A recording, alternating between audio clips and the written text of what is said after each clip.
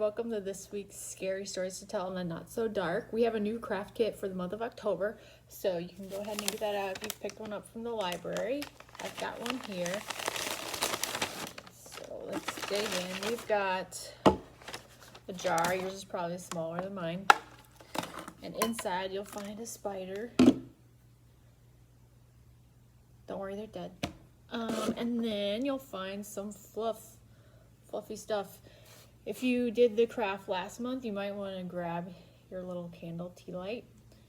Because what I'm going to do to make mine even cooler is I'm going to go ahead and stick this in the bottom of my jar.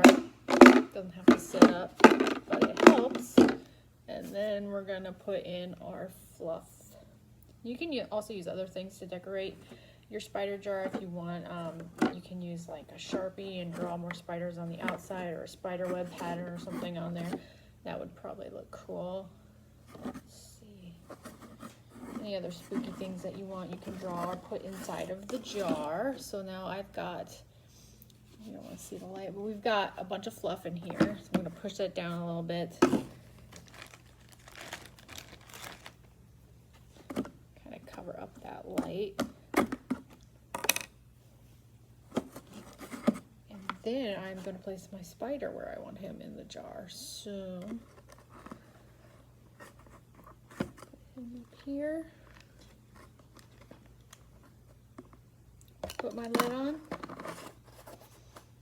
And now you have your own spider jar, and you can use this as a Halloween decoration or try to scare your friends or your family with it.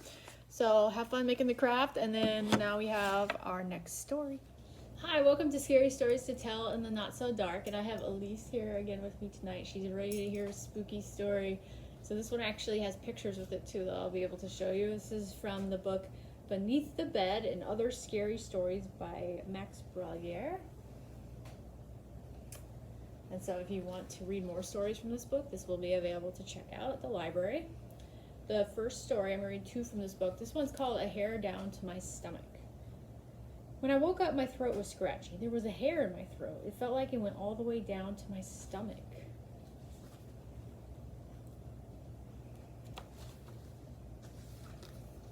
I ran to my mother's room. "Mother," I said, "there's a hair in my throat." My mother looked inside my mouth. "I see it," she said. "There is a hair all the way down to your stomach." My mother tried to pull the hair out, but she was not able. She told me not to worry. She said it would probably go away.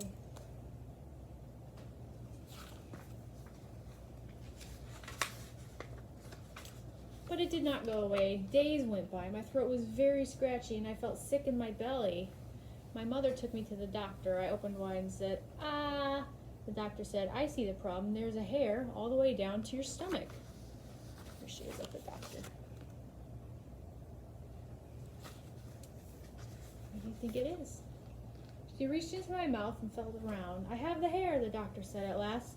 She pulled and pulled, but what she pulled out was not a hair. What do you think it was?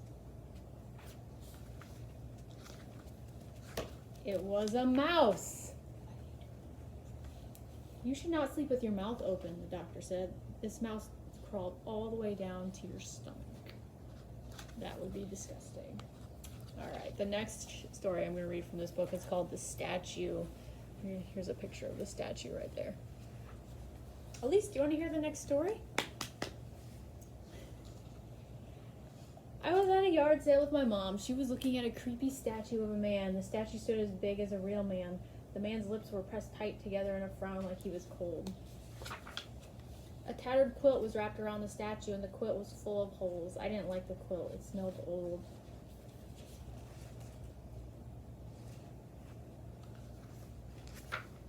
"Never take the quilt off the statue," a voice said in my ear. I jumped. The lady who ran the yard sale stood behind me. She was dressed like a witch. My skin prickled. An icy breeze swept across the yard. Suddenly I felt very cold. "Mom," I said, "don't buy that statue."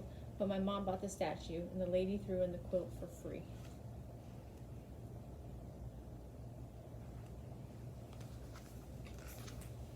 At home, my mom placed the statue in our living room. The statue and the quilt gave me the creeps. I ran up to my room to get away from them, but I could not stop thinking about the smelly quilt. I could smell it all the way upstairs.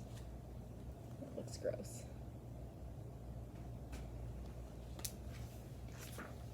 Later that night, I tiptoed downstairs. I marched up to the statue and yanked off the quilt. I ran outside and threw it in the trash. Then I went back to bed. I pulled my warm blanket up to my chin.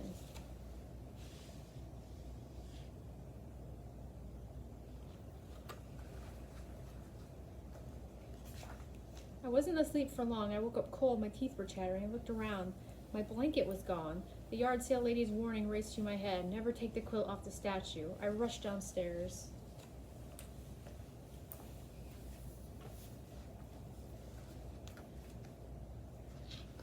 My warm blanket was wrapped around the statue, and now the statue was smiling. See it smiling there? Alright, I'll be back next time with a supposedly true scary story.